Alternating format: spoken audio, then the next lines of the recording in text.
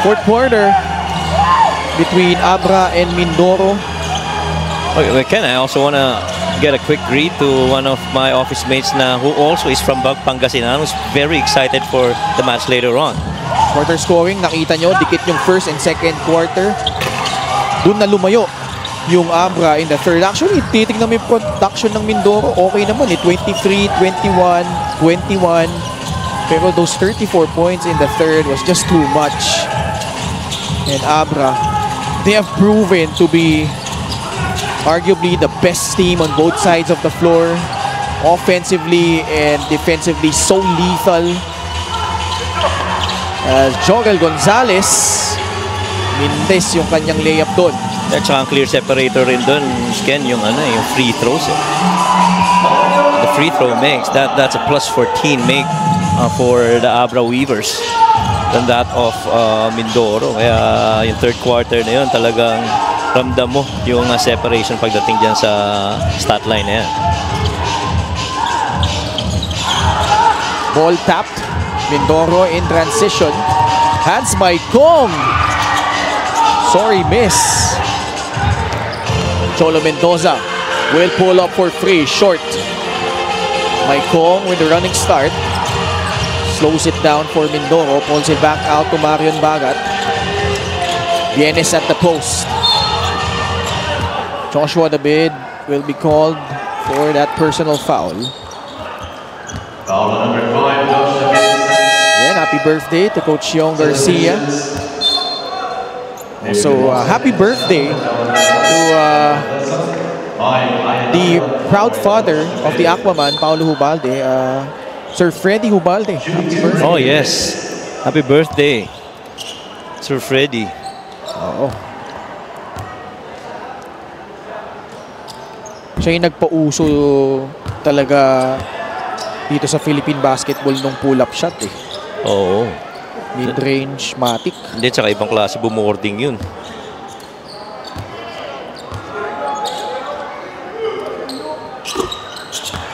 Free throw is good for Ranry Vienes.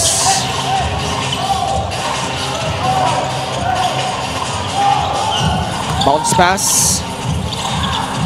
Now it's with Mark Yee.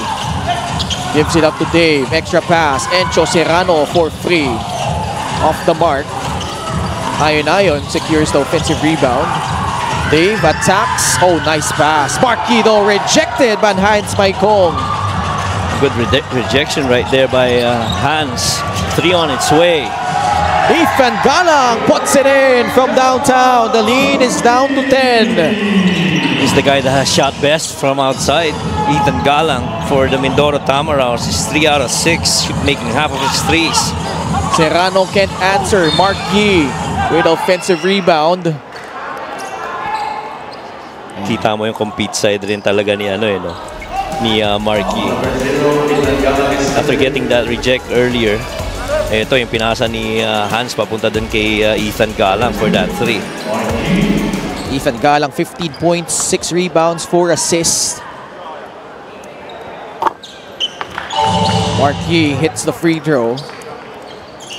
2-time MPBL Defensive Player of the Year, All MPBL First Team, and 3-time MPBL All-Star. If we're ever gonna make a list of, I don't know, let's say top 20 Yes. MPBL players of all time, I think he fits the list. Yes. Si Coach Dino, may trivia pa.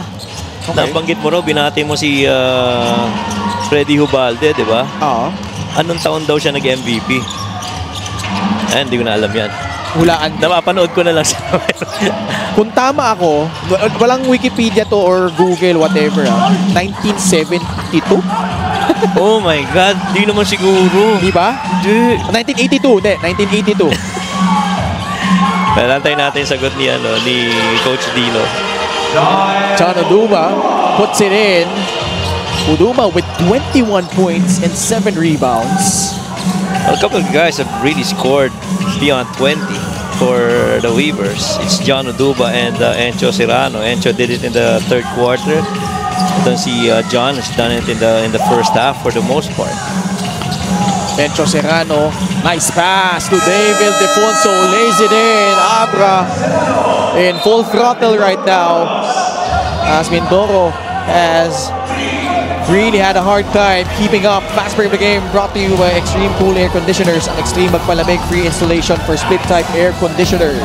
And then this is just a glimpse of how the open floor activity would be for the Weavers come the postseason. And talagang kailangan depensahan mo yan. Because I know how young I was when I watched him play. Ibig sabihin, ilan taon lang siya noon? 19 years old noong 1972. Oh, Bata pasensya na kayo. Hindi ko na naabutan eh. Oo nga. Nahula lang talaga. Fair enough, Ken. Fair enough. Alam mo, naalala ko yan si Sir Freddy nung pandemic. He Bakit? guested in one of the episodes of An Eternity yes. Basketball. Kasi sa Antipolo sila nakatira eh. Gamit sila ng parang office namin dun sa Kayunta. As Ildefonso misses on that shot. Sobrang anong tao niyan? Sobrang very humble. Tsaka soft-spoken, no? Oo, he was one of the nicest guys in the This is VO3. Try it now. VO3 is here. You should try it. Absolutely. I mean, he had one of the smoothest games back then. As Ashton Andrews got popped in the mouth. John Aduba turns it over. Yeah, what I clearly remember is yung jump shot ni Sir Freddy. Yun talaga naaalala ko sa kanya. And I think when we say na he's soft-spoken and pero matapang sa loob ng court, kind of like the personality of Paulo Hubalde, right? Si Paulo ganun din. Well, not really that tapang-tapang, kundi, yung palag sa loob ng court. Understanding na nakikipag-compete rin siya sa iba. But in terms of being a facilitator and a point guard, I think I'm more on Paulo Ubalde. Kasi more of a scorer si Magkaiba naman si sila ng Freddy, laro. iba yung laro eh.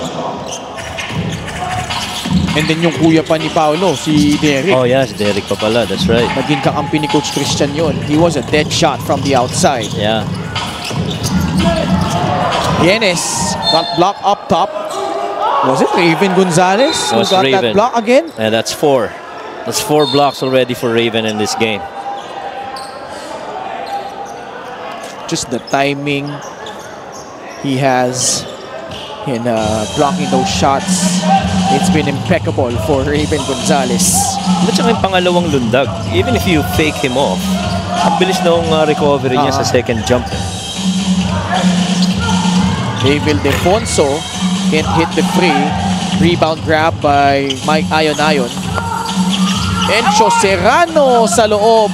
Doesn't get the friendly bounce. Ildefonso grabs it and lays it in. David Defonso with 19 points and 9 rebounds. Or sorry, 5 rebounds and 8 assists. But so far, si David Defonso, after making a couple of threes in the first quarter, has been silent from that range. Was not made since then. Axel Inigos free, no good. Yeah. Another rebound from Dave. Yun ang nakakatakot. Yung makakuha ng defensive rebound off a miss si Dave Ildefonso, because that's a rebound and go situation. He's gonna push the pace and try to outsprint the defense into the front court. Ganda pa ng vision, even if he slows down as he gets into the paint, enough body strength and the balance to finish it off. Oh wow. You saw from a mile away, Encho Serrano really wanted that free.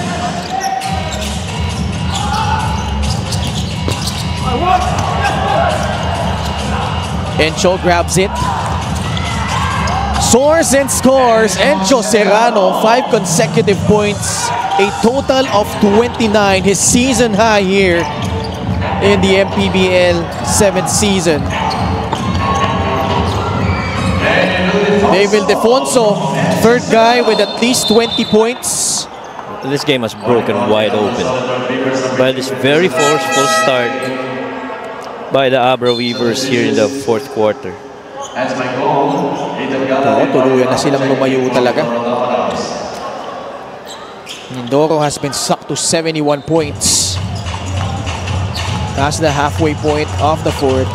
And you could see Coach Yong Garcia. Wala pa rin eh.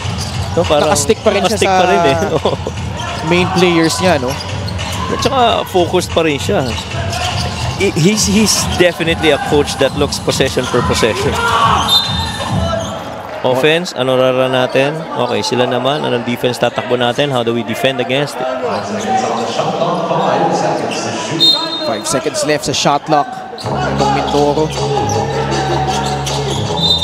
The lob, but even before that, someone got caught holding it. It was Mike Ayonayon. Gixer, great move of the game. Born for greatness. Whew. On a finish by Encho Serrano. Nobody checking him and stopping him until he was even able to elevate. Ramirez baseline drive. Strong take to the basket. Napangiti na lang si Encho Serrano doon. Acknowledging that take by RJ Ramirez. May similarity rin naman in terms of athleticism, no? And perimeter gaming. Itong dalawang si Encho at si RJ. Pero iba lang talaga yung post-up ni Encho Serrano. Maikong got caught with a foul. 96-73, commanding 23-point lead for Abra. Well, Maikong was doing the right thing. He's trying to shut that middle lane and not opening up his hip, pero late yung adjustment niya. Kaya natawagan siya ng foul. Now the question moving forward is, with the playoffs looming, if for the opposing teams, coaches, players, what's it gonna take to stop this freight train of an Abra team that has rolled to an unprecedented 26-game winning streak? They have more or less dominated the competition. They've beaten top contenders by double figures, with the exception of San Juan and Pasay. So if you're a team, especially in the north, ano kailangan mong gawin para maging successful ka and upset itong Abra Solid North Weavers? Ako yan. I'll look at the most recent close game that they got into. They were really challenged, and I feel that's the San Juan game. I felt by that time, lahat ng sistema, lahat ng roles, lahat ng gusto nilang gawin is pretty much already defined, because that game was what, their third to the last na game nila of the season, di ba? And that was the big game. So you always look at games where it's really a competitive and challenging game for the top teams, and because there you'll see kung ano yung mga tweaks nila, yung mga schemes nila, mas prominent siya. And so I really would look at that San Juan game. Would UA have a guy that could do single coverage Dave Ildefonso? Would Dave Ildefonso be playing the same way of settling for jump shots in a game? Or will, Encho again help out in case that Dave struggles from the field? But Dave is still pretty much a force that you will have to contend with as you go up against the Abra Weavers. Because the scary part, if you're those teams trying to contend with Abra, is Dave Ildefonso has probably hit the stretch. Prior to this game, he was only averaging 12.6 points in the last 5 games. But Encho Serrano has picked up his game, and also, one thing that has been left untapped has been the games of Mike Ayonayon, Jolo Mendoza. Correct. Guys that they believe could really carve out a huge role in those games when it matters the most. And that's a scary proposition if you're the opposition. Huwag natin kalilimutan, may J.O. Chuka pa na big man that can help out a lot. Para dito sa Abra Weavers. And if you have a guy that big that can actually control the boards for them, even guys like John Oduba can run off and fill the lanes in open transition. Matter of fact, one can even say that in that game of San Juan, Dave Ildefonso did we see the kind of Devil Defonso that we wanted to see against San Juan. I felt that he settled more for the perimeter shots, no, but helping out in other stuff as well in that game. The former NCAA MVP and Finals MVP, Leo Nahorda, making his first appearance here. So, Coach Yong Garcia has emptied out his bench. Now for Mindoro, that looming matchup against Zamboanga in Pola. They had that matchup early in the season where Mindoro beat Zamboanga. It was a time where I think Zamboanga was still in the midst of one of their best runs. And Mindoro, at that time, they were in transition. I think Coach Roddy was still there with them when they won that game. That was the first home game, ano? Was it? Hindi yun. Hindi. The game that you guys covered, kayo ni Javi, di ba? Sa Pola. Mindoro was up against, I don't recall. Kalimutan ko na. Basta yung pangalawa against Muntinlupa. Yes. It was against Parañaque. Yeah, Parañaque, right. That was the time where Parañaque still had Carl Brian Cruz, JP Calvo, And Coach Mike. Coach Mike Sagigid. Happy birthday again to Coach Yong, 50th birthday. Medyo nakakita na tayo ng konting ito kay Coach Yong.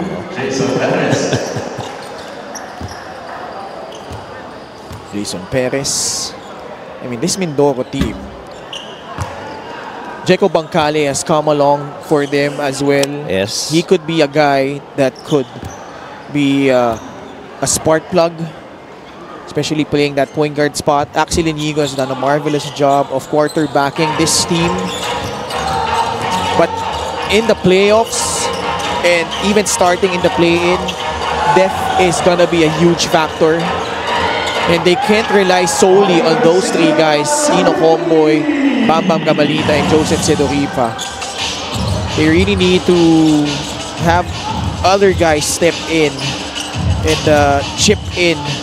You know, the Ethan Galangs, the Jeco Bancales, the Ray Bienes, even this guy, Ashon Andrews, Ken Bono, their serviceable big, former UAP MVP, RJ Ramirez is there.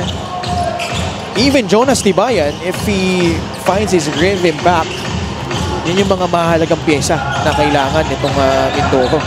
At saka yung efficient yung handling of possessions for them. I feel that's one key element that they've done really well this season. Itong Mindoro Tamaraws.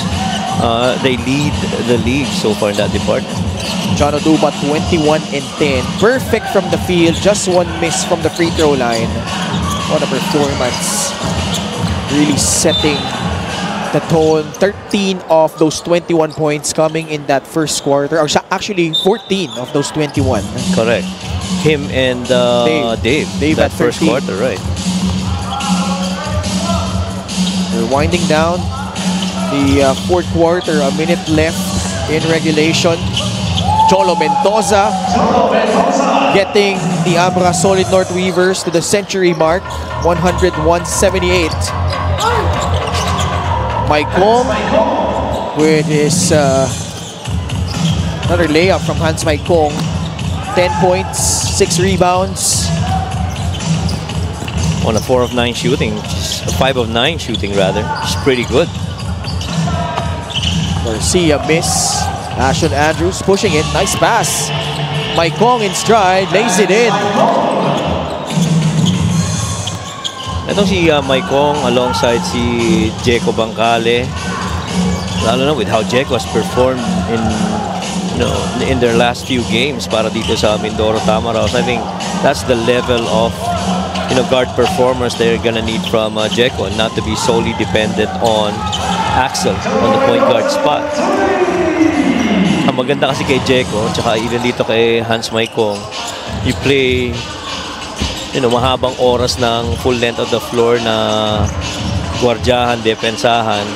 them being younger, it really wouldn't matter to them. Despite this loss, Mindoro will finish the season with a record of above 500 for the very first time. They will have to go through the play-in and beat Zamboanga with a resounding victory once more. And they are the winningest team in the regular season of the MPBL, 28-1. Man, what a season for Abra. But now it's time for the playoffs. This guy, Encho Serrano, I mean, just the way he has carved out the defense here against Mindoro time and time again. Those frees, those drives, a great mix. And he has come up with his best scoring performance. 29 points is season high. And the Abra Solid North Weavers cruise to a 104-82 victory over the Mindoro Tamaraws. Double-double game para dito kay Encho Serrano. And really just came off the bench and started pouring it in for the Abra Weavers to go home with this win. Nice birthday present for Coach Yong Garcia. Now they will await for that number 8 seed in the play. Let's go courtside to Miss Mika Abisabis. Maraming salamat. Congratulations, Encho. Yun na naman. Nakita namin, nagsimula si Dave sa first half, tinapos mo nung second half. Meron kang 29 points and 11 rebounds ngayon. Medyo, double-double performance mo. Nalagpasan mo yung huling performance mo. Ano masasabi mo sa larong ito? At dun nga sa tandem nyo ni Dave na talagang nakakatakot sigurado para sa ibang teams. Yun lang. Kasi nag-struggle kami sa first half. So, sinabi ko sa sarili ko na siguro kailangan ko mag-step up. So, yun. Binigay ko lang yung best ko. And yun nga, yung kay Dave na sinasabi nyo. Wala naman kasing kailangan na patunayan dito eh. Knowing na parehas na kami nga dito sa team. So, kailangan talaga namin, alamin namin kung ano yung ikakapanalo ng team namin. Kung siya yung mainit, ibibigay namin sa kanya. Kung ako yung mainit, binibigay naman niya sa akin. So, yun lang. Thankful ako kasi sobrang humble yan ni Dave. And yung lahat ng team talagang yung team effort and yung tiwala sa isa't isa andun talaga lagi. Encho, lahat na ipakita nyo na dito sa regular season, lahat ng kaya gawin ng Abra Solid North Weavers at alam kong hindi iba sa'yo ang paghahanda para sa playoffs, 2 beses ka na nag-champion. Pero anong iba sa pagsama mo dito sa Abra Weavers ngayong taon na to? Siguro yung expectation lang ng mga boss namin, siguro, at saka yung mga fans, mga Abreños, hindi kailangan, wag namin sila i-disappoint. And yun nga, tulad niyan, number 1 kami, so talagang yung expect nila na malapit kami sa championship, so talagang kailangan pagtrabahuin namin and ibigay yung 101% talaga.